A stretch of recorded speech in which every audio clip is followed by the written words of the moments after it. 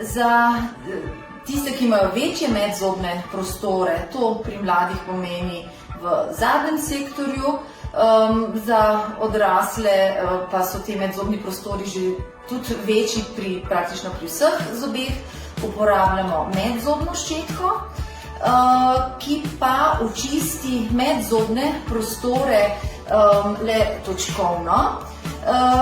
Pogosto narišemo pacientu skico, s katero pokažemo, katere medzobne prostore, kako zajame medzobni prostor ščetka.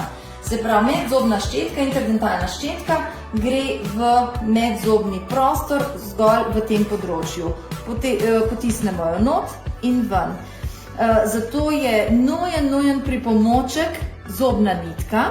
Zobna nitka je za vse generacije in velja, da se zobno nitko uporablja tako v sprednjem kot zadnjem sektorju in tudi še za zadnjim zobom. Tukaj na tej skici lahko pokažem, kako zobno nitko uporabljamo. Skratka, zobno nitko navijemo med dva prsta, gremo dvakrat v vsak medzobni prostor.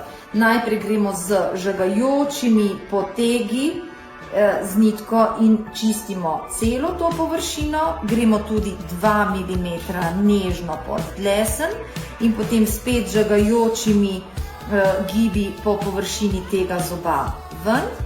Gremo spet v isti medzobni prostor, gremo žagajočimi gibi po tej površini, stranski površini zoba in spet nežno 2 mm pod dlesen in se spet vračamo z žagajočimi gibi ven.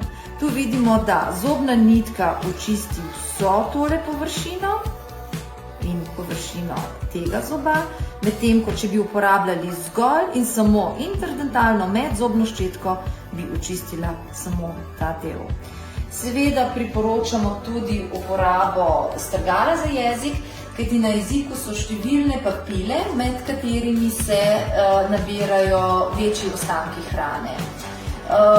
Ne priporočamo, da se jezik čisti z zobno ščetko, zaradi tega, ker bi potem, ko ščetko speremo pod vodo, jo odložimo, naslednjič te bakterije, ki so res številne na jeziku, prenašali na zobe.